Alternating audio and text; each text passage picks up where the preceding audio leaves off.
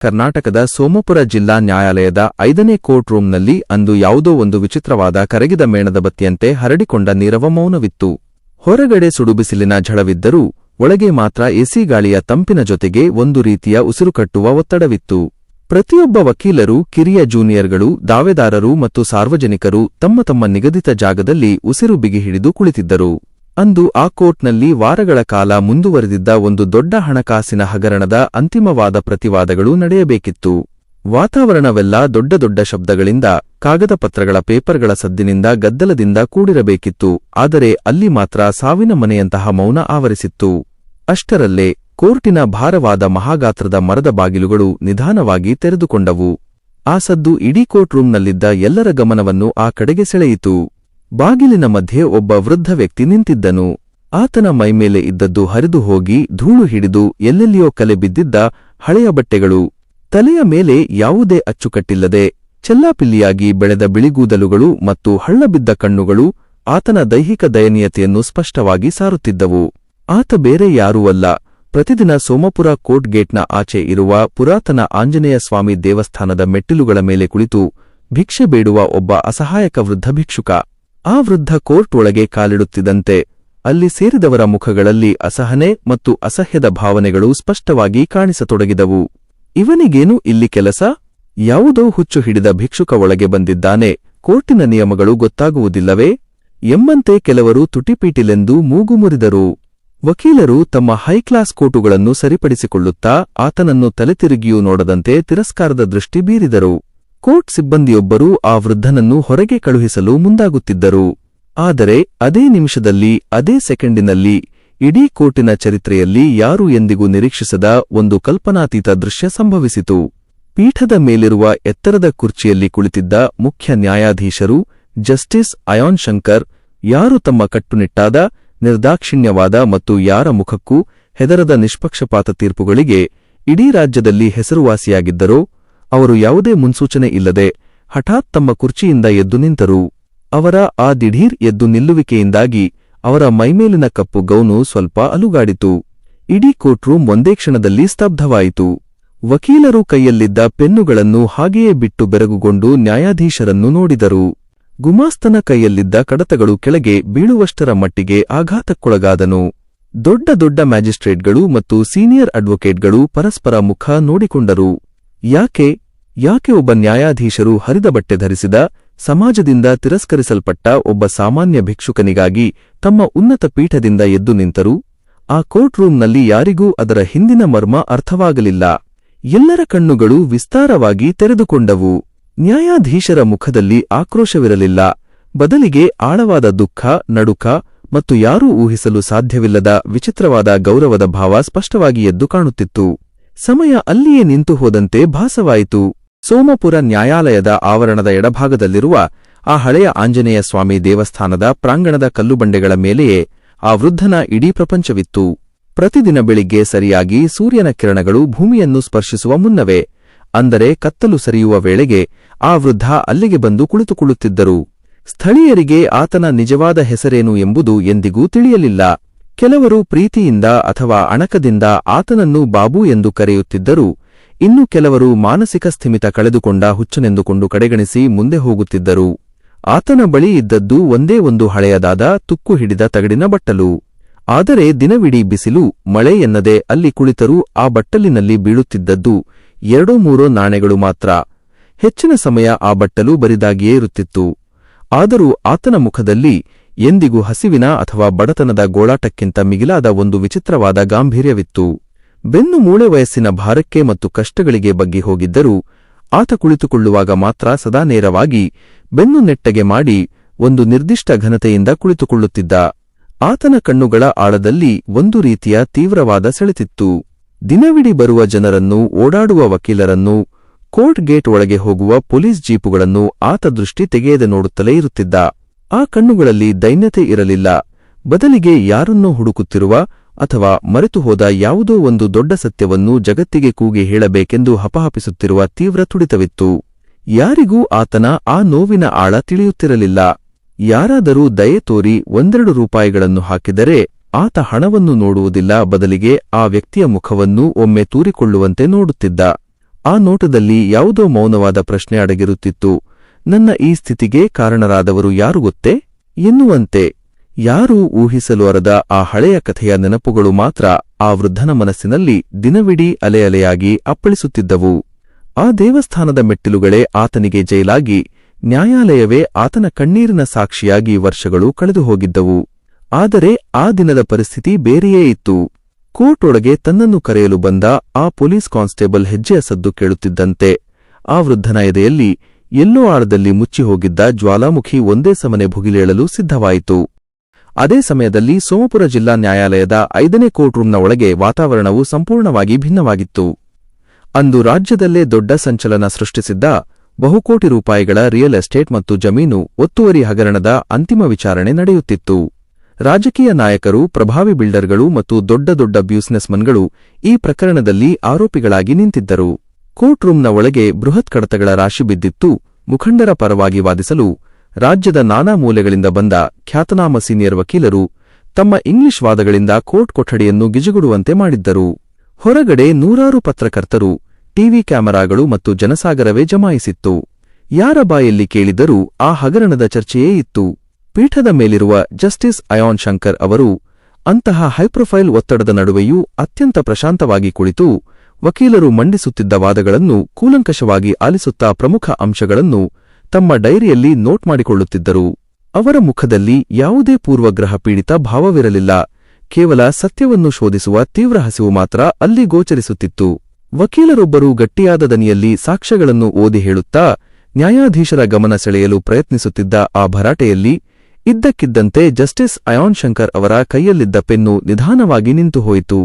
ಅವರ ಗಮನವು ವಕೀಲರ ವಾದದಿಂದ ಸಂಪೂರ್ಣವಾಗಿ ವಿಮುಖವಾಯಿತು. ಅವರ ದೃಷ್ಟಿ ಹಾಗೆಯೇ ಮೇಲಕ್ಕೆ ತಿರುಗಿ ಕೋರ್ಟ್ ರೂಂನ ದೊಡ್ಡ ಗಾಜಿನ ಕಿಟಕಿಯ ಕಡೆಗೆ ಹೊರಳಿತು. ಆ ಕಿಟಕಿಯ ಆಚೆಗೆ ರಸ್ತೆಯಾಚೆ ಇರುವ ಹಳೆಯ ಆಂಜನೇಯ ಸ್ವಾಮಿ ದೇವಸ್ಥಾನದ ಮೆಟ್ಟಿಲುಗಳ ಮೇಲೆ ಯಾರೂ ಇಲ್ಲದೆ ಒಂಟಿಯಾಗಿ ಕುಳಿತಿದ್ದ ಆ ವೃದ್ಧ ಭಿಕ್ಷುಕನ ಮೇಲೆ ಅವರ ಕಣ್ಣುಗಳು ಬಿದ್ದವು. ಆ ವೃದ್ಧನನ್ನು ನೋಡುತ್ತಿದ್ದಂತೆ ಜಸ್ಟಿಸ್ ಅಯಾನ್ ಶಂಕರ್ ಅವರ ಎದೆಗೆ ಯಾರೋ ಜೋರಾಗಿ ಗುದ್ದಿದ ಅನುಭವವಾಯಿತು. ನ್ಯಾಯಾಧೀಶರ ಮನಸ್ಸಿನ ಆಳದ ಯಾವುದೋ ಒಂದು ಕತ್ತಲೆಯ ಮೂಲೆಯಲ್ಲಿ ದಶಕಗಳ ಹಿಂದೆ ಮುಚ್ಚಿಹೋಗಿದ್ದ ಹಳೆಯ ನೆನಪುಗಳ ಪೆಟ್ಟಿಗೆ ಅಚಾನಕ್ಕಾಗಿ ತೆರೆದುಕೊಂಡಿತು. ಆ ವೃದ್ಧನ ಬಿಳಿಗೂದಲುಗಳು, ಮುಖದ ಸುಕ್ಕುಗಳು ಮತ್ತು ಆತ ಕುಳಿತಿರುವ ಆ ಗಂಭೀರ ಭಂಗಿಯವರ ಕಣ್ಣ ಮುಂದೆ ಒಂದು ದೊಡ್ಡ ಸಿನಿಮಾದಂತೆ ಹಾದುಹೋಯಿತು. ಅವರ ಉಸಿರಾಟ ಸ್ವಲ್ಪ ಕ್ಷಣ ನಿಧಾನವಾಯಿತು. ಕಣ್ಣುಗಳಲ್ಲಿ ಅರಿವಿಲ್ಲದಂತೆ ನೀರು ಆವರಿಸಿಕೊಳ್ಳಲು ಹತ್ತಿತು. ಇಷ್ಟು ವರ್ಷಗಳಿಂದ ಇಡೀ ಕೋರ್ಟ್ ರೂಂನ ಕಣ್ಣಿಗೆ ಬರೀ ಒಬ್ಬ ಹುಚ್ಚು ಭಿಕ್ಷುಕನಾಗಿ ಕಾಣುತ್ತಿದ್ದ ಆ ವ್ಯಕ್ತಿ ಅಯಾನ್ ಶಂಕರ್ ಅವರ ಪಾಲಿಗೆ ಮಾತ್ರ ಬೇರೆಯೇ ಆದ ರೂಪದಲ್ಲಿ ಗೋಚರಿಸಿದನು. ಆ ನೋಟದಲ್ಲೇ ಎಲ್ಲೋ ಒಂದು ಕಡೆ ಗತಕಾಲದ ದೊಡ್ಡದೊಂದು ಋಣದ ಭಾರವು ಅವರ ಇಡೀ ದೇಹವನ್ನು ನಡುಗಿಸಿತು. ಜಸ್ಟಿಸ್ ಅಯಾನ್ ಶಂಕರ್ ಅವರ ಮುಖದ ಮೇಲೆ ಮೂಡಿದ ಆ ದಿಢೀರ್ ಬದಲಾವಣೆ ಮತ್ತು ಗಾಜಿನ ಕಿಟಕಿಯ ಕಡೆಗೆ ನೆಟ್ಟ ಆ ದಿಟ್ಟ ದೃಷ್ಟಿಯನ್ನು ಕೋರ್ಟ್ ರೂಂನಲ್ಲಿ ಯಾರೂ ತಕ್ಷಣ ಗಮನಿಸಿರಲಿಲ್ಲ. ವಕೀಲರು ತಮ್ಮದೇ ವಾದದಲ್ಲಿ ಮುಳುಗಿದ್ದರು. ಆದರೆ ಅಯಾನ್ ಶಂಕರ್ ಅವರ ಮನಸ್ಸು ಮಾತ್ರ ಅಲ್ಲಿರಲಿಲ್ಲ. ಅವರು ನಿಧಾನವಾಗಿ ತಮ್ಮ ಪಕ್ಕದಲ್ಲಿದ್ದ ಕೋರ್ಟ್ ಗುಮಾಸ್ತನ ಕಡೆಗೆ ತಿರುಗಿದರು. ಅವರ ಧ್ವನಿಯಲ್ಲಿ ಎಂದಿಗೂ ಇರದ ಒಂದು ಬಗೆಯ ನಡುಕ ಒಡೆದ ಸಣ್ಣ ಶಬ್ದವಿತ್ತು. ಅವರು ಗುಮಾಸ್ತನಿಗೆ ಕೇಳಿಸುವಷ್ಟು ಮಾತ್ರ ಮೃದುವಾಗಿ, ಆದರೆ ಅತ್ಯಂತ ಗಂಭೀರವಾಗಿ ಆದೇಶಿಸಿದರು, ಹೋಗಿ ಕೋರ್ಟ್ ಆವರಣದ ದೇವಸ್ಥಾನದ ಹೊರಗೆ ಕುಳಿತಿರುವ ಆ ವೃದ್ಧನನ್ನು ದಯವಿಟ್ಟು ಒಳಗೆ ಕರೆದುಕೊಂಡು ಬನ್ನಿ. ಗುಮಾಸ್ತನಿಗೆ ಕಿವಿಯೋಲೆ ಬಿದ್ದರೂ ಆತನ ಮೆದುಳಿಗೆ ಆ ಮಾತು ತಕ್ಷಣ ಅರ್ಥವಾಗಲಿಲ್ಲ. ಆತ ಅಚ್ಚರಿಯಿಂದ ಕಣ್ಣುಬಿಟ್ಟು ನ್ಯಾಯಾಧೀಶರನ್ನು ನೋಡಿದನು. ಯಾರು ಮೈಲಾರ್ಡ್? ಆ ಹೊರಗೆ ಕುಳಿತಿರುವ ಆ ಭಿಕ್ಷುಕನ ಎಂದು ಆತ ಗಾಬರಿಯಿಂದ ಮರುಪ್ರಶ್ನಿಸಿದನು. ಜಸ್ಟಿಸ್ ಅಯಾನ್ ಶಂಕರ್ ಯಾವುದೇ ಮುಜಗರಕ್ಕೆ ಒಳಗಾಗದೆ ದೃಢವಾದ ಮತ್ತು ಯಾರೂ ಎದುರಾಡಲು ಸಾಧ್ಯವಿಲ್ಲದ ದನಿಯಲ್ಲಿ, ಹೌದು, ಆ ವೃದ್ಧರನ್ನೇ. ತಕ್ಷಣ ಅವರನ್ನು ಈ ಕೋರ್ಟ್ ರೂಂ ಒಳಗೆ ಕರೆತನ್ನಿ ಎಂದು ಪುನರುಚ್ಚರಿಸಿದರು. ಆ ಆದೇಶ ಹೊರಬಿದ್ದ ತಕ್ಷಣ ಇಡೀ ಕೋರ್ಟ್ ರೂಂ ಒಳಗೆ ಇದ್ದಕ್ಕಿದ್ದಂತೆ ವಿದ್ಯುತ್ ಪ್ರವಾಹ ಹರಿದಂತಾಯಿತು. ವಾದ ಮಾಡುತ್ತಿದ್ದ ಸೀನಿಯರ್ ವಕೀಲರು ಅರ್ಧದಲ್ಲೇ ಮಾತನ್ನು ನಿಲ್ಲಿಸಿದರು. ಪ್ರೆಸ್ನವರು, ಸಾರ್ವಜನಿಕರು ಒಬ್ಬರ ಮುಖ ಒಬ್ಬರು ನೋಡಿಕೊಳ್ಳತೊಡಗಿದರು. ಒಬ್ಬ ಕರಾಳ ರಿಯಲ್ ಎಸ್ಟೇಟ್ ಹಗರಣದ ನಡುವೆ ಹೈಪ್ರೊಫೈಲ್ ಕೇಸ್ ನಡೆಯುವಾಗ ನ್ಯಾಯಾಧೀಶರಿಗೆ ಹುಚ್ಚು ಹಿಡಿದಿದೆಯೇ? ಯಾಕೆ ಒಬ್ಬ ಭಿಕ್ಷುಕನನ್ನು ಕೋರ್ಟ್ಗೆ ಕರೆಯುತ್ತಿದ್ದಾರೆ ಎಂಬ ಗುಸುಗುಸು ಮಾತುಗಳು ಮೂಲೆ ಮೂಲೆಯಿಂದ ಕೇಳಿಬರಲಾರಂಭಿಸಿದವು. ಅದೇ ಸಮಯದಲ್ಲಿ ಆಂಜನೇಯ ಸ್ವಾಮಿ ದೇವಸ್ಥಾನದ ಮೆಟ್ಟಿಲುಗಳ ಬಳಿ ಕುಳಿತಿದ್ದ ಆ ವೃದ್ಧನ ಬಳಿಗೆ ಇಬ್ಬರು ಪೊಲೀಸ್ ಕಾನ್ಸ್ಟೇಬಲ್ಗಳು ಗಣ್ಯರಂತೆ ಬಂದು ನಿಂತರು. ಆ ಕಾನ್ಸ್ಟೇಬಲ್ಗಳ ಮುಖದಲ್ಲೂ ಅಚ್ಚರಿಯಿತ್ತು. ಬಾಬು ಎಂದೇ ಕರೆಯಲ್ಪಡುತ್ತಿದ್ದ ಆ ವೃದ್ಧ ಏಕಾಏಕಿ ತಲೆ ಎತ್ತಿದರು. ಅವರ ಮಸುಕಾದ ಕಣ್ಣುಗಳಲ್ಲಿ ಒಂದು ಕ್ಷಣ ಮಿಂಚಿನಂತೆ ಆಘಾತ ಸಂಭವಿಸಿತು. ಕಾನ್ಸ್ಟೇಬಲ್ಗಳು ಅತ್ಯಂತ ವಿನಯದಿಂದ, ಬಾಬೂ ಅವರೇ, ಜಡ್ಜ್ ಸಾಹೇಬ್ ನಿಮ್ಮನ್ನು ಒಳಗೆ ಕೋರ್ಟ್ಗೆ ಕರೆಸಿದ್ದಾರೆ, ನಮ್ಮ ಜೊತೆ ಬನ್ನಿ ಎಂದರು. ಆ ವೃದ್ಧನ ಕೈಗಳು ಸ್ವಲ್ಪ ನಡುಗಿದವು. ಅವರು ತಮ್ಮ ಬಳಿಯಿದ್ದ ಆ ಹಳೆಯ ಮರದ ಕೋಲನ್ನು ಬಲವಾಗಿ ಗಟ್ಟಿಯಾಗಿ ಹಿಡಿದುಕೊಂಡು ನಿಧಾನವಾಗಿ ಮೇಲಕ್ಕೆ ಎದ್ದರು. ಆ 4 ಹೆಜ್ಜೆಗಳನ್ನು ಕೋರ್ಟ್ ಗೇಟ್ ಕಡೆಗೆ ಇಡಲು ಅವರಿಗೆ ಇಡೀ ತಮ್ಮ ಜೀವನದ ಕಷ್ಟಗಳೆಲ್ಲ ಮತ್ತೆ ಮೈಮೇಲೆ ಬಂದಂತೆನಿಸಿತು. ಪ್ರತಿ ಹೆಜ್ಜೆಯಲ್ಲೂ ಅವರ ಎದೆಬಡಿತ ಗಡ್ ಗಡ್ ಎಂದು ಹೆಚ್ಚುತ್ತಿತ್ತು. ದೇವಸ್ಥಾನದ ಮೆಟ್ಟಿಲುಗಳಿಂದ ಹೊರಟ ಆ ಬಗ್ಗಿದ ಬೆನ್ನಿನ ವೃದ್ಧ ಕೋರ್ಟ್ ರೂಂ ನಂಬರ್ 5ರ ಭಾರವಾದ ಮರದ ಬಾಗಿಲನ್ನು ತಲುಪಿದಾಗ ಇಡೀ ಕೋರ್ಟ್ ಇವರ ಆಗಮನಕ್ಕಾಗಿ ಉಸಿರು ಬಿಗಿ ಹಿಡಿದು ಕಾಯುತ್ತಿತ್ತು. ಆ ವೃದ್ಧ ವ್ಯಕ್ತಿ ಕೋರ್ಟ್ ರೂಂ ನಂಬರ್ 5ರ ಒಳಗೆ ಕಾಲಿಟ್ಟಾಗ ಅಲ್ಲಿ ನೆರೆದಿದ್ದ 100 ಜನರ ಉಸಿರು ಒಂದೇ ಕ್ಷಣಕ್ಕೆ ನಿಂತಂತಾಯಿತು. ಬಟ್ಟೆಗಳು ಹರಿದು ಹೋಗಿದ್ದವು, ಮೈಮೇಲೆ ಬಿದ್ದ ಧೂಳು ಎದ್ದು ಕಾಣುತ್ತಿತ್ತು, ಕಾಲುಗಳು ನಡೆದಾಡಲು ಹೆಣಗಾಡುತ್ತಿದ್ದವು. ಆದರೆ ಆ ದೈಹಿಕ ದಯನೀಯತೆಯ ಆಚೆಗೆ ಅವರ ಮುಖದಲ್ಲಿ ಒಂದು ವಿಚಿತ್ರವಾದ, ಯಾರೂ ಅಲುಗಿಸಲಾರದ ಅಚಲವಾದ ಆತ್ಮವಿಶ್ವಾಸವಿತ್ತು. ಆ ಕೋರ್ಟ್ ರೂಂನಲ್ಲಿ ಕುಳಿತಿದ್ದ ಕೋಟ್ಯಧಿಪತಿಗಳಾಗಲಿ, ದೊಡ್ಡ ದೊಡ್ಡ ಲಾಭದಾಸೆಯುಳ್ಳ ಕಾರ್ಪೊರೇಟ್ ವಕೀಲರಾಗಲಿ ಯಾರ ಬಳಿಯೂ ಇಲ್ಲದಂತಹ ಒಂದು ಅಪ್ಪಟ ಗಾಂಭೀರ್ಯ ಆ ವೃದ್ಧನ ಕಣ್ಣುಗಳಲ್ಲಿ ಪ್ರಖರವಾಗಿ ಮಿಂಚುತ್ತಿತ್ತು. ಮುಖ್ಯ ನ್ಯಾಯಾಧೀಶರಾದ ಜಸ್ಟಿಸ್ ಅಯಾನ್ ಶಂಕರ್ ಅವರು ಪೀಠದಿಂದ ಕೆಳಗೆ ಇಳಿದು ಬರಲು ಬಯಸಿದರೂ ನ್ಯಾಯದ ಗಡಿಯ ನಿಯಮಗಳು ಅವರನ್ನು ತಡೆದವು. ಅವರು ಸ್ವಲ್ಪ ಬಗ್ಗಿ ತೇವಗೊಂಡ ಕಣ್ಣುಗಳಿಂದ ಆ ವೃದ್ಧರನ್ನೇ ದೃಷ್ಟಿ ತೆಗೆಯದೆ ನೋಡುತ್ತಾ ನಿಧಾನವಾಗಿ ಕೇಳಿದರು, ದಯವಿಟ್ಟು ಇಲ್ಲಿಗೆ ಬನ್ನಿ. ನಿಮ್ಮ ಹೆಸರೇನು ಮಹಾಶಯರೇ? ಆ ವೃದ್ಧ ಕೋರ್ಟ್ ಕಟಕಟೆಯ ಹತ್ತಿರ ಬಂದು ನಿಂತರು. ಅವರ ಧ್ವನಿಯಲ್ಲಿ ವಯಸ್ಸಿನ ನಡುಕವಿತ್ತು, ಆದರೆ ಆ ಪ್ರತಿಪದದಲ್ಲೂ ಜಗತ್ತನ್ನೇ ಬೆಚ್ಚಿ ಬೀಳಿಸುವ ಆಳವಾದ ತೂಕವಿತ್ತು. ಅವರು ನಿಧಾನವಾಗಿ ತಲೆ ಎತ್ತಿ ಜಡ್ಜ್ ಕಣ್ಣಿಗೆ ನೇರವಾಗಿ ನೋಡುತ್ತಾ ಹೇಳಿದರು, ಹೆಸರಾ? ಸಾಹೇಬರೇ, ಈ ಜಗತ್ತಿನಲ್ಲಿ ನನಗೆ ಇನ್ನೂ ಯಾವುದೇ ಹೆಸರಿಲ್ಲ. ನನ್ನ ಹೆಸರನ್ನು ಈ ವ್ಯವಸ್ಥೆ ಯಾವಾಗಲೋ ಕತ್ತು ಹಿಸುಕಿ ಸಾಯಿಸಿಬಿಟ್ಟಿದೆ. ಜನರು ನನ್ನನ್ನು ಈಗ ಭಿಕ್ಷುಕನೆಂದು ಕರೆಯುತ್ತಾರೆ, ಹುಚ್ಚನೆಂದು ದೂರುತ್ತಾರೆ. ಆದರೆ ನನ್ನ ನಿಜವಾದ ಹೆಸರು ನಿಮಗೆ ಅಥವಾ ಈ ಕೋರ್ಟ್ಗೆ ಅಷ್ಟು ಸುಲಭವಾಗಿ ಮರೆತು ಹೋಗಲು ಸಾಧ್ಯವಿಲ್ಲ. ಆ ಮಾತುಗಳನ್ನು ಕೇಳುತ್ತಿದ್ದಂತೆ ಕೋರ್ಟ್ ರೂಂನಲ್ಲಿ ವಿದ್ಯುತ್ ಸಂಚಲನ ಉಂಟಾಯಿತು. ಎಲ್ಲರೂ ಬೆರಗುಗೊಂಡು ಕಣ್ಣು ಬಿಟ್ಟು ನೋಡುತ್ತಿರಬೇಕಾದರೆ ಆ ವೃದ್ಧ ತಮ್ಮ ಮೈಮೇಲೆ ಸುತ್ತಿಕೊಂಡಿದ್ದ ಆ ಹರಿದ ಹಳೆಯ ಕಂಬಳಿಯ ಒಳಗಿನಿಂದ ಒಂದು ಜರ್ಜರಿತವಾದ, ಎಲ್ಲೆಲ್ಲಿಯೋ ಹರಿದು ಹೋಗಿದ್ದ ಹಳದಿ ಬಣ್ಣದ ಹಳೆಯ ವಕೀಲರ ಕೋಟನ್ನು ಹೊರತೆಗೆದರು. ಆ ಕೋಟಿನ ಜೆಬಿನಿಂದ ಕೆಲವು ಹರಿದ ಕಾಗದ ಪತ್ರಗಳು, ತುಕ್ಕು ಹಿಡಿದ ವಕಾಲತ್ತು ಪತ್ರಗಳು ಮತ್ತು ಮರೆಯಾಗಿ ಹೋಗಿದ್ದ ಒಂದು ಹಳೆಯ ವಕೀಲರ ಬಾರ್ ಕೌನ್ಸಿಲ್ ಗುರುತಿನ ಚೀಟಿಯನ್ನು ತೆಗೆದು ಕಟಕಟೆಯ ಮರದ ಮೇಲಿಟ್ಟರು. ಆ ಗುರುತಿನ ಚೀಟಿಯ ಮೇಲಿದ್ದ ಹೆಸರನ್ನು ನೋಡಿದ ಪ್ರತಿಯೊಬ್ಬ ವಕೀಲನ ಕೈಯಲ್ಲಿದ್ದ ಪೆನ್ನುಗಳು ಜಾರಿಬಿದ್ದವು. ಅಲ್ಲಿ ದೊಡ್ಡ ಅಕ್ಷರಗಳಲ್ಲಿ ಬರೆಯಲಾಗಿತ್ತು, ದೇವದತ್ತ ಶರ್ಮಾ. ಹೌದು, ವರ್ಷಗಳ ಹಿಂದೆ ಸೋಮಪುರ ನ್ಯಾಯಾಲಯದ ಅತಿ ಪ್ರಭಾವಿ, ಅತ್ಯಂತ ಪ್ರಾಮಾಣಿಕ ಮತ್ತು ಎಂಥವರನ್ನೂ ಒದರಿ ಪ್ರಶ್ನಿಸುತ್ತಿದ್ದ ಆ ಮಹಾನ್ ವಕೀಲ ದೇವದತ್ತ ಶರ್ಮಾ ಇಂದು ಅದೇ ಕೋರ್ಟ್ ಕಟಕಟೆಯಲ್ಲಿ ಒಬ್ಬ ಹರಿದ ಬಟ್ಟೆಯ ಭಿಕ್ಷುಕನಾಗಿ ನಿಂತಿದ್ದರು. ಕೋರ್ಟ್ ರೂಂನಲ್ಲಿದ್ದ ಯಾರ ಬಾಯಿಂದಲೂ ಯಾವ ಶಬ್ದವೂ ಹೊರಡಲಿಲ್ಲ. ಇಡೀ ವಾತಾವರಣದಲ್ಲಿ ಯಾವುದೋ ಒಂದು ಅಗಾಧವಾದ ನೋವು ಆವರಿಸಿಕೊಂಡಿತು. ಕಟಕಟೆಯಲ್ಲಿ ನಿಂತಿದ್ದ ದೇವದತ್ತ ಶರ್ಮಾ ಅವರ ಕಣ್ಣುಗಳಿಂದ ಕೆಳಗೆ ಉದುರಿದ ಕಣ್ಣೀರಿನ ಹನಿಗಳು ಆ ಹಳೆಯ ಗುರುತಿನ ಚೀಟಿಯ ಮೇಲೆ ಬಿದ್ದವು. ಅವರು ತಮ್ಮ ನಡುಗುವ ಕೈಗಳಿಂದ ಆ ಹರಿದ ಕೋಟನ್ನು ಸವರಿಕೊಳ್ಳುತ್ತಾ ನಿಧಾನವಾಗಿ ಮಾತನಾಡಲು ಶುರು ಮಾಡಿದರು. ಅವರ ಗಂಟಲಿನಿಂದ ಬಂದ ಆ ನೋವಿನ ಶಬ್ದ ಅಲ್ಲಿ ಕುಳಿತ ಪ್ರತಿಯೊಬ್ಬರ ಎದೆಯನ್ನು ಹಿಂಡಿಹಾಕಿತು. ಸಾಹೇಬರೇ, ನಾನು ಕಾನೂನನ್ನು ಓದಿದೆ, ಕಾನೂನಿಗಾಗಿ ಬದುಕಿದೆ, ನ್ಯಾಯವೇ ನನ್ನ ಧರ್ಮವೆಂದು ನಂಬಿದೆ. ಆದರೆ ನನ್ನದೇ ರಕ್ತ, ನನ್ನ ಸ್ವಂತ ಏಕೈಕ ಮಗ ಸೇತು ನನ್ನ ಬೆನ್ನಿಗೆ ಇರಿದಾಗ ನಾನು ಒಬ್ಬ ತಂದೆಯಾಗಿ ಸಂಪೂರ್ಣವಾಗಿ ಸೋತು ಹೋದೆ ಎಂದು ದೇವದತ್ತ ಶರ್ಮಾ ಬಿಕ್ಕಿ ಬಿಕ್ಕಿ ಅಳಲಾರಂಭಿಸಿದರು. ಮುಂದುವರಿಸಿ ಅವರು ಹೇಳಿದರು, ನನ್ನ ಮಗ ಸೇತು ದೊಡ್ಡದೊಂದು ಹಣಕಾಸಿನ ಹಗರಣದಲ್ಲಿ ಸಿಕ್ಕಾಕಿಕೊಂಡಿದ್ದನು. ಆತನ ಅತಿಮೋಹ ಮತ್ತು ದುಬಾರಿ ಗೀಳುಗಳು ಆತನನ್ನು ಕರಾಳ ಲೋಕಕ್ಕೆ ತಳ್ಳಿದ್ದವು. ಪೊಲೀಸ್ ವಿಚಾರಣೆ ಮತ್ತು ದೊಡ್ಡ ದೊಡ್ಡ ಬಿಲ್ಡರ್ಗಳ ಒತ್ತಡದಿಂದ ತಪ್ಪಿಸಿಕೊಳ್ಳಲು ಆ ನನ್ನ ಮಗ ಏನು ಮಾಡಿದ ಗೊತ್ತೇ? ನನ್ನ ಗಮನಕ್ಕೆ ಬಾರದೆ ನನ್ನ ಸಹಿಯನ್ನು ನಕಲು ಮಾಡಿ ಆ ಎಲ್ಲ ಹಗರಣದ ಕಾಗದಪತ್ರಗಳನ್ನು, ಅಕ್ರಮ ಜಮೀನು ದಾಖಲೆಗಳನ್ನು ನನ್ನ ಹೆಸರಿಗೆ ವರ್ಗಾಯಿಸಿಕೊಂಡಿದ್ದ. ಕಾನೂನಿನ ಕಣ್ಣಿಗೆ ಆ ತಪ್ಪುಗಳೆಲ್ಲವೂ ಮಾಡಿದ್ದು ದೇವದತ್ತ ಶರ್ಮಾ ಎಂಬ ನಾನೇ ಹೊರತು ನನ್ನ ಮಗನಲ್ಲ ಎಂಬಂತೆ ಎಲ್ಲಾ ಸಾಕ್ಷ್ಯಗಳನ್ನು ಸೃಷ್ಟಿಸಲಾಗಿತ್ತು. ಕೋರ್ಟ್ ರೂಂನಲ್ಲಿ ಕೇಳುಗರು ಮೈಮರೆತು ಆ ಕಥೆಯನ್ನು ಆಲಿಸುತ್ತಿದ್ದರು. ದೇವದತ್ತರ ಧ್ವನಿಯಲ್ಲಿ ಆಕ್ರೋಶವಿರಲಿಲ್ಲ, ಬದಲಿಗೆ ಅತಿಯಾದ ಪ್ರೀತಿಯಿಂದ ಹುಟ್ಟಿದ ಅಸಹಾಯಕತೆ ಮಾತ್ರವಿತ್ತು. ಪೊಲೀಸರು ನನ್ನ ಮನೆಗೆ ಬಂದು ನನ್ನನ್ನು ಬಂಧಿಸಿದಾಗ ನನಗೆ ಆ ಬಗ್ಗೆ ಏನೂ ತಿಳಿಯುತ್ತಿರಲಿಲ್ಲ. ಆದರೆ ನಾನು ಯೋಚಿಸಿದೆ, ನನ್ನ ಮಗ ಈಗಷ್ಟೇ ಬದುಕು ಕಟ್ಟಿಕೊಳ್ಳುತ್ತಿದ್ದಾನೆ, ಆತನಿಗೆ ಇನ್ನೂ ಭವಿಷ್ಯವಿದೆ. ಒಂದು ವೇಳೆ ಆತ ಜೈಲಿಗೆ ಹೋದರೆ ಆತನ ಜೀವನ ಸಂಪೂರ್ಣವಾಗಿ ನಾಶವಾಗುತ್ತದೆ. ಆದರೆ ನಾನು ನನ್ನ ಜೀವನದ ಅರ್ಧ ಭಾಗವನ್ನು ಕಳೆದುಕೊಂಡಿದ್ದೇನೆ. ಹಾಗಾಗಿ ಮಗನನ್ನು ರಕ್ಷಿಸಲು ನಾನು ಯಾವುದೇ ಪ್ರತಿಮಾತನಾಡದೆ ಮೌನವಾಗಿದ್ದೆ. ನಾನೇ ಆ ತಪ್ಪು ಮಾಡಿದೆ ಎಂದು ನ್ಯಾಯಾಲಯದ ಮುಂದೆ ಒಪ್ಪಿಕೊಂಡು ನಯವಂಚಕ ಮಗನಿಗಾಗಿ ಮೌನವಾಗಿ ಜೈಲು ಶಿಕ್ಷೆಯನ್ನು ಅನುಭವಿಸಿದೆ ಸಾಹೇಬರೇ. ಆ ಮಾತನ್ನು ಕೇಳಿದ ಜಸ್ಟಿಸ್ ಅಯಾನ್ ಶಂಕರ್ ಅವರ ಕಣ್ಣುಗಳು ಅರಿವಿಲ್ಲದಂತೆ ಧಾರೆ ಎರೆದು ಅಳಲಾರಂಭಿಸಿದವು. ತಂದೆಯೊಬ್ಬನ ಈ ಅತಿ ದೊಡ್ಡ ತ್ಯಾಗದ ಕಥೆ ಅಲ್ಲಿ ಕೇಳುತ್ತಿದ್ದ ಪ್ರತಿಯೊಬ್ಬರ ಕಣ್ಣಂಚನ್ನು ಒದ್ದೆ ಮಾಡಿತ್ತು. ದೇವದತ್ತ ಶರ್ಮಾ ಅವರ ಆ ನೋವಿನ ಕಥೆ ಕೋರ್ಟ್ ರೂಂನ ಮೂಲೆ ಮೂಲೆಗೂ ವ್ಯಾಪಿಸಿ ಅಲ್ಲಿ ಕುಳಿತಿದ್ದ ಪ್ರತಿಯೊಬ್ಬರ ಎದೆಯನ್ನು ಭಾರವಾಗಿಸಿತು. ಕಟಕಟೆಯಲ್ಲಿ ನಿಂತು ಗದ್ಗದಿತರಾಗುತ್ತಾ ಅವರು ತಮ್ಮ ಕಥೆಯ ಮುಂದಿನ ಕರಾಳ ಅಧ್ಯಾಯವನ್ನು ತೆರೆದಿಟ್ಟರು. ನಾನು ಜೈಲು ಸೇರಿ ವರ್ಷಗಳು ಕಳೆದವು. ದಿನ ಕಳೆಯುತ್ತಿದ್ದಂತೆ ನನ್ನ ಶಿಕ್ಷೆಯ ಅವಧಿ ಮುಗಿಯಿತು. ನನ್ನ ಎದೆಯಲ್ಲಿ ಒಂದೇ ಒಂದು ಆಸೆ ಇತ್ತು. ಜೈಲಿನ ದೊಡ್ಡ ಕಬ್ಬಿಣದ ಗೇಟಿನಿಂದ ಹೊರಬಂದ ತಕ್ಷಣ ನನ್ನ ಮಗ ಸೇತು ನನ್ನನ್ನು ಕಾಯುತ್ತಿರುತ್ತಾನೆ, ನನ್ನನ್ನು ಅಪ್ಪಿಕೊಳ್ಳುತ್ತಾನೆ, ನನ್ನ ಮಡಿಲಲ್ಲಿ ಕಣ್ಣೀರು ಹಾಕುತ್ತಾನೆ ಎಂದು ನಾನು ನಂಬಿದ್ದೆ. ಆದರೆ ಆ ಜೈಲಿನ ಗೇಟಿನ ಹೊರಗೆ ಬಂದಾಗ ಅಲ್ಲಿ ಯಾರೂ ಇರಲಿಲ್ಲ. ಸಂಪೂರ್ಣ ಖಾಲಿ ರಸ್ತೆ ಮಾತ್ರ ನನ್ನನ್ನು ಸ್ವಾಗತಿಸಿತು. ನನ್ನ ಮಗ ನನ್ನನ್ನು ಕಾಯಲಿಲ್ಲ. ಬದಲಿಗೆ ನಾನು ಜೈಲಿನಲ್ಲಿರುವಾಗಲೇ ನನ್ನ ಹೆಸರಿನಲ್ಲಿದ್ದ ಆಸ್ತಿಪಾಸ್ತಿ, ಮನೆ ಎಲ್ಲವನ್ನೂ ಮಾರಿ ಆತ ಬೇರೆ ಯಾವುದೋ ಊರಿಗೆ ಪರಾರಿಯಾಗಿದ್ದ. ಅವರು ತಮ್ಮ ನಡುಗುವ ಕೈಗಳಿಂದ ಮುಖವನ್ನು ಮುಚ್ಚಿಕೊಂಡು ಕಣ್ಣೀರು ಹಾಕುತ್ತಾ ಮುಂದುವರಿಸಿದರು. ಜೈಲಿನಿಂದ ಹೊರಬಂದ ಮರುಕ್ಷಣವೇ ನನಗೆ ತಿಳಿದುಬಂತು, ನಾನು ಪ್ರಾಣಕ್ಕಿಂತ ಹೆಚ್ಚಾಗಿ ಪ್ರೀತಿಸಿದ ಮಗನೇ ನನ್ನನ್ನು ಸಂಪೂರ್ಣವಾಗಿ ಒಂಟಿಯಾಗಿ ಬೀದಿಪಾಲು ಮಾಡಿದ್ದಾನೆ ಎಂದು.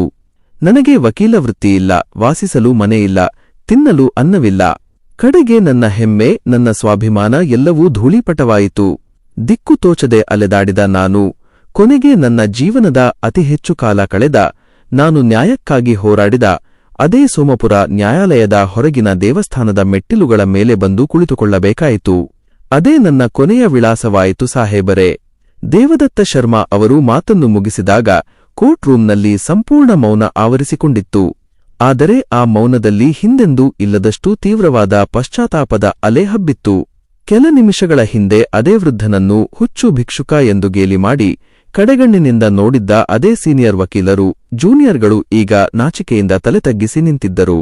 ಅವರ ಕಣ್ಣುಗಳಲ್ಲೂ ಪಶ್ಚಾತ್ತಾಪದ ಕಣ್ಣೀರು ಜಾರುತ್ತಿತ್ತು. ಅಲ್ಲೇ ಮುಂಭಾಗದಲ್ಲಿ ನಿಂತಿದ್ದ ಯುವ ವಕೀಲ ಸುಶಾಂತ್ ಮಿಶ್ರಾ ತಡೆದುಕೊಳ್ಳಲಾರದೆ ಎದ್ದು ನಿಂತರು. ಅವರ ಧ್ವನಿ ಆಕ್ರೋಶ ಮತ್ತು ಅಳಕಿನಿಂದ ನಡುಗುತ್ತಿತ್ತು. ಅವರು ನೇರವಾಗಿ ಜಸ್ಟಿಸ್ ಅಯಾನ್ ಶಂಕರ್ ಅವರ ಕಡೆಗೆ ತಿರುಗಿ ಕೈ ಮುಗಿದು ಗಟ್ಟಿಯಾದ ದನಿಯಲ್ಲಿ ಹೇಳಿದರು, ಮೈಲಾರ್ಡ್, ಇದು ಕೇವಲ ಒಬ್ಬ ವೃದ್ಧನ ವೈಯಕ್ತಿಕ ದುರಂತವಲ್ಲ, ಇದು ನಮ್ಮ ಇಡೀ ಕಾನೂನು ವ್ಯವಸ್ಥೆಯ ಕಣ್ಣು ಕುರುಡಾಗಿರುವುದಕ್ಕೆ ಸಾಕ್ಷಿ. ಒಬ್ಬ ಪ್ರಾಮಾಣಿಕ ತಂದೆ ತನ್ನ ಮಗನಿಗಾಗಿ ಇಡೀ ಜೀವನವನ್ನೇ ಮುಡಿಪಾಗಿಟ್ಟರೆ ಈ ವ್ಯವಸ್ಥೆ ಆತನಿಗೆ ನೀಡಿದ ಬಹುಮಾನವಿದು. ಮೈಲಾರ್ಡ್, ನಾನು ಈಗಲೇ ಈ ಪ್ರಕರಣದ ಸಂಪೂರ್ಣ ಮರುವಿಚಾರಣೆಗೆ ರಿವ್ಯೂ ಪಿಟಿಷನ್ ಅಧಿಕೃತವಾಗಿ ಅರ್ಜಿ ಸಲ್ಲಿಸುತ್ತೇನೆ. ದೇವದತ್ತ ಶರ್ಮಾ ಅವರಿಗೆ ನ್ಯಾಯ ಸಿಗಲೇಬೇಕು.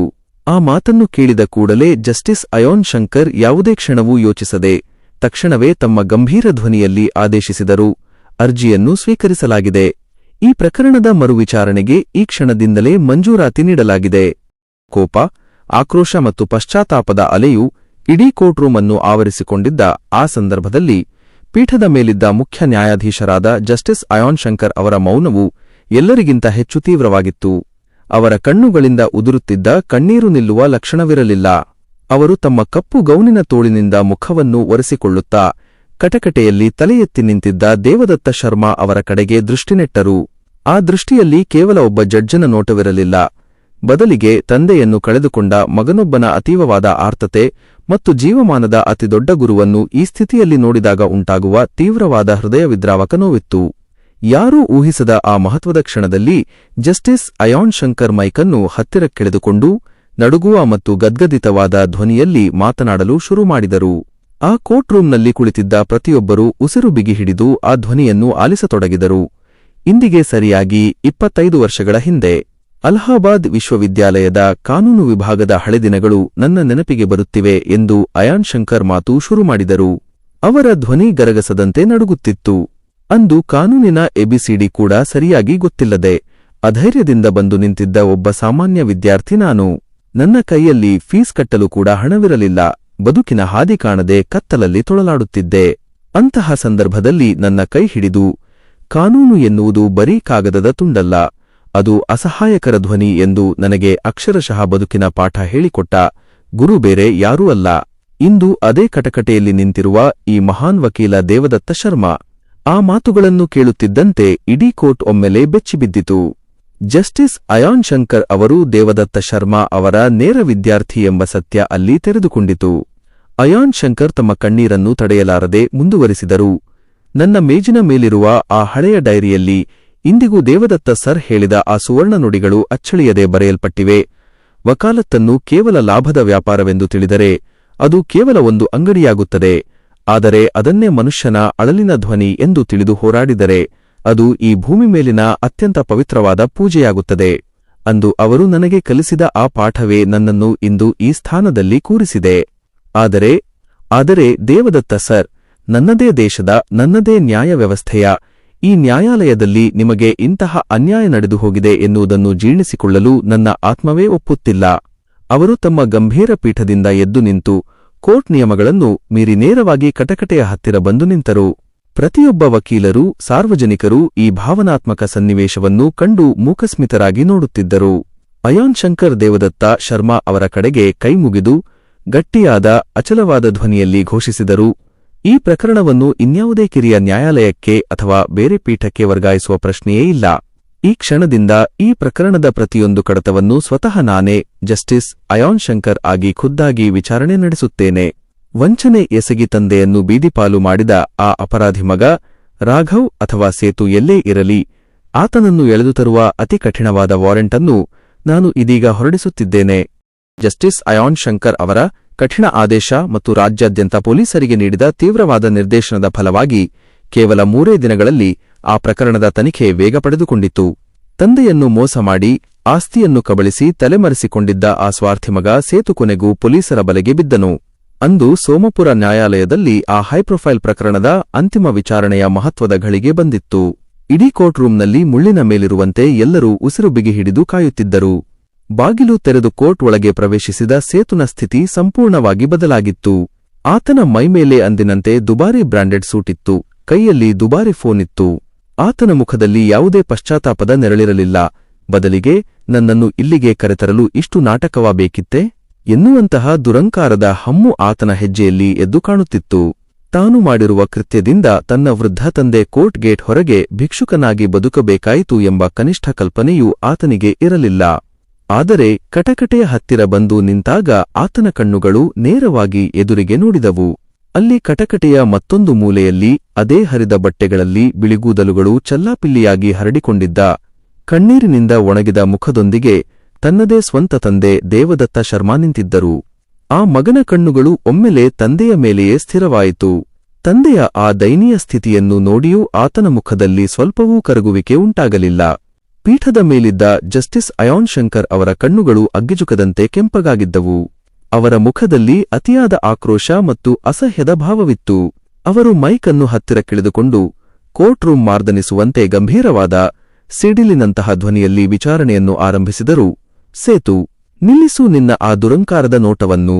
ನೀನು ನಿಂತುಕೊಂಡಿರುವುದು ಸೋಮಪುರ ಜಿಲ್ಲಾ ನ್ಯಾಯಾಲಯದ ಕಟಕಟೆಯಲ್ಲಿ ಜಗತ್ತಿನ ಕಣ್ಣಿಗೆ ಮಣ್ಣೆರಚಿ ತಪ್ಪಿಸಿಕೊಳ್ಳುವ ದಾರಿಯಿದಲ್ಲ. ಕಣ್ಣು ಬಿಟ್ಟು ಚೆನ್ನಾಗಿ ನೋಡು ಆ ಕಡೆ. ಅಲ್ಲಿ ನಿಂತಿರುವುದು ಯಾರೋ ಅಪರಿಚಿತರಲ್ಲ. ನಿನಗೆ ಜನ್ಮ ನೀಡಿ ತನ್ನ ಇಡೀ ಜೀವಮಾನದ ಅರ್ಧಭಾಗವನ್ನು ನಿನಗಾಗಿ ಧಾರೆರೆದು ನಿನ್ನ ತಪ್ಪುಗಳನ್ನು ಮರೆಸಿ ಜೈಲು ಸೇರಿ ನೊಂದ ಆ ಮಹಾನ್ ತಂದೆ ದೇವದತ್ತ ಶರ್ಮಾ. ಜಡ್ಜ್ ಅವರ ಆ ಸಿಡುಕಿನ ಮಾತುಗಳಿಗೆ ಬೆಚ್ಚಿಬಿದ್ದ ಸೇತು ಸ್ವಲ್ಪ ತಡಕಾಡುತ್ತಾ, ಮೈ ಲಾರ್ಡ್, ನಾನೇನು ತಪ್ಪು ಮಾಡಿದ್ದೇನೆ? ಅದು ಬಿಸಿನೆಸ್ನಲ್ಲಿ ಆದ ನಷ್ಟ ಎಂದು ಸೋಗಲಾಡಿಸಲು ಪ್ರಯತ್ನಿಸಿದನು. ಆದರೆ ಅಯಾನ್ ಶಂಕರ್ ಆ ಮಾತನ್ನು ಅರ್ಧದಲ್ಲೇ ತಡೆದು ತಮ್ಮ ಕೈಯಲ್ಲಿದ್ದ ಕಡತವನ್ನು ಜೋರಾಗಿ ಮೇಜಿನ ಮೇಲೆ ಅಪ್ಪಳಿಸುತ್ತಾ ಗರ್ಜಿಸಿದರು. ಬಿಸಿನೆಸ್ ನಷ್ಟವೋ ಅಥವಾ ನಿನ್ನ ಸ್ವಾರ್ಥದ ಅತಿಮೋಹವೋ? ವಿನಾಕಾರಣ ನಿನ್ನ ತಂದೆಯ ಸಹಿಯನ್ನು ನಕಲು ಮಾಡಿ ಅವರ ಹೆಸರಿಗೆ ಎಲ್ಲಾ ಕಾಗದ ಪತ್ರಗಳನ್ನು ವರ್ಗಾಯಿಸಿ ಅವರನ್ನು ಜೈಲಿಗೆ ತಳ್ಳಿದ ನೀಚ ಅಪರಾಧಿ ನೀನು. ವೃದ್ಧಾಪ್ಯದಲ್ಲಿ ಮಗನಿಂದ ಆಸರೆ ಸಿಗಬೇಕಿದ್ದ ಆ ತಂದೆಯನ್ನು ಬೀದಿಪಾಲು ಮಾಡಿ ಭಿಕ್ಷುಕನನ್ನಾಗಿ ಮಾಡಿದ ಕ್ರೂರಿ ನೀನು. ಇನ್ನು ಮುಂದೆ ನಿನ್ನ ಯಾವ ಸುಳ್ಳು ವಾದವನ್ನು ಈ ನ್ಯಾಯಾಲಯ ಕೇಳುವುದಿಲ್ಲ. ಜಡ್ಜ್ ಅವರ ಆ ಅಪ್ಪಟ ಸತ್ಯದ ನುಡಿಗಳು ಮತ್ತು ಪೊಲೀಸರು ತಂದಿಟ್ಟ ಅಕ್ರಮ ಹಸ್ತಾಂತರದ ಅಪ್ಪಟ ಸಾಕ್ಷ್ಯಗಳ ಕಾಗದ ಪತ್ರಗಳು ಸೇತುನ ಮುಖದ ಮುಂದೆ ಸಾಕ್ಷ್ಯ ಸಮೇತ ತೆರೆದುಕೊಂಡವು. ತಾನು ಸಿಕ್ಕಿಬಿದ್ದಿದ್ದೇನೆ, ಇನ್ನು ತಪ್ಪಿಸಿಕೊಳ್ಳಲು ಯಾವುದೇ ದಾರಿಯಿಲ್ಲ ಎಂಬುದು ತಿಳಿಯುತ್ತಿದ್ದಂತೆ ಆ ದುರಂಕಾರದ ಮಗನ ಕಾಲುಗಳು ನಡುಗಲಾರಂಭಿಸಿದವು. ಆತನ ಮುಖದಲ್ಲಿದ್ದ ಆ ಅಹಂಕಾರದ ಮುಖವಾಡ ಒಂದೇ ಕ್ಷಣದಲ್ಲಿ ಸಂಪೂರ್ಣವಾಗಿ ಕಳಚಿಬಿದ್ದಿತು.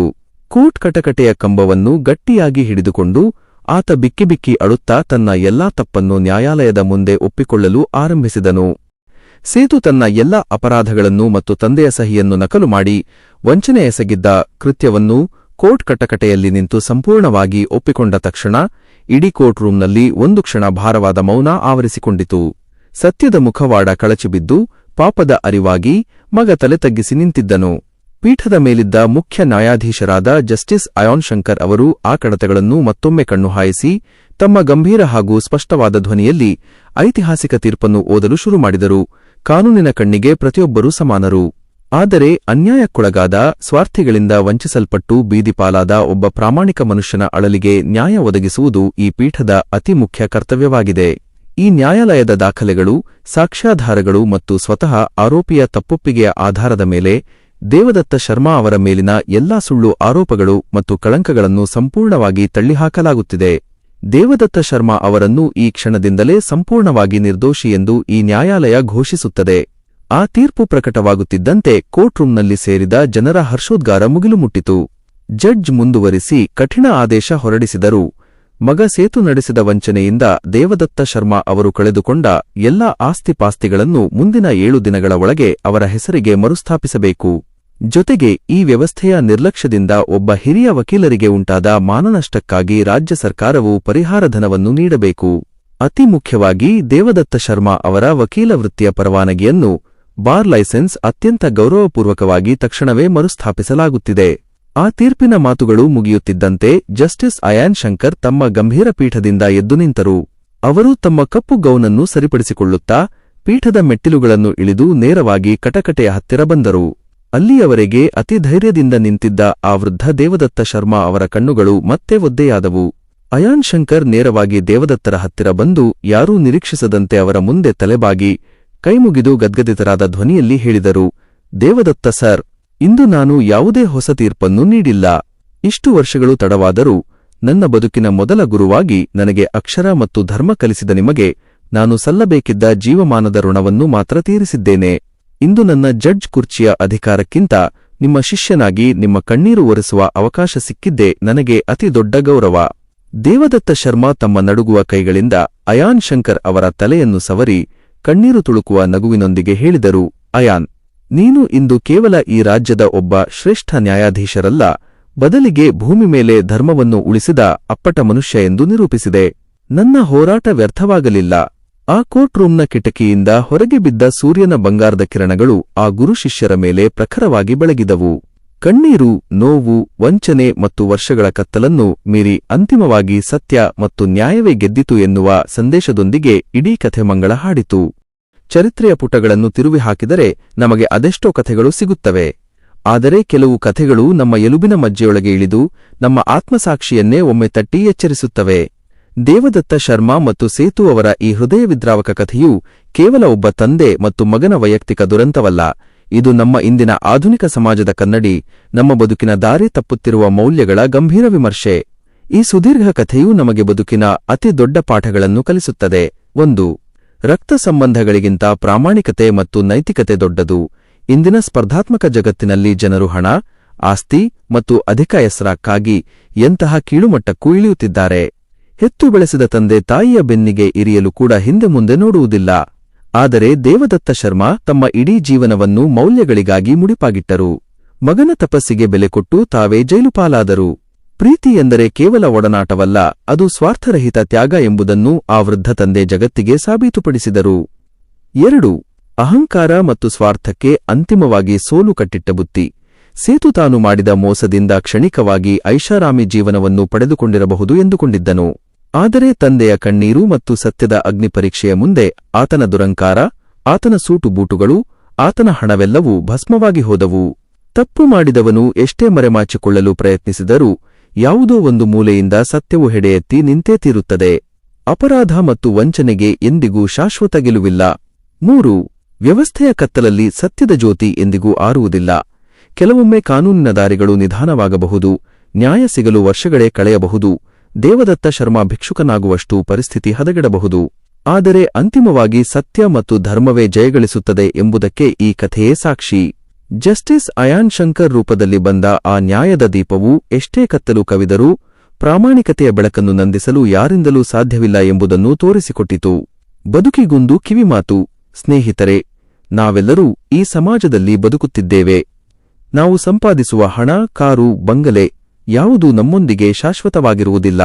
ನಮ್ಮೊಂದಿಗೆ ಉಳಿಯುವುದು ನಮ್ಮ ಸಂಸ್ಕಾರ, ನಮ್ಮ ಪ್ರಾಮಾಣಿಕತೆ ಮತ್ತು ನಾವು ಇತರರಿಗೆ ನೀಡಿದ ಗೌರವ ಮಾತ್ರ. ತಂದೆ ತಾಯಿಯ ಕಣ್ಣೀರು ಒರೆಸುವ ಕೈಗಳು ನಮ್ಮದಾಗಬೇಕೇ ಹೊರತು ಅವರನ್ನು ಬೀದಿಪಾಲು ಮಾಡುವ ಕ್ರೂರತನ ನಮ್ಮದಾಗಬಾರದು. ಎಷ್ಟೇ ಕಷ್ಟದ ದಿನಗಳಿರಲಿ, ಕತ್ತಲು ಎಷ್ಟೇ ಆಳವಾಗಿರಲಿ, ಧರ್ಮದ ಮಾರ್ಗವನ್ನು ಬಿಡಬೇಡಿ. ಯಾಕೆಂದರೆ ಅಂತಿಮವಾಗಿ ಸೋಲುವುದು ಅಧರ್ಮವೇ ಹೊರತು ಗೆಲ್ಲುವುದು ಸತ್ಯವಷ್ಟೇ.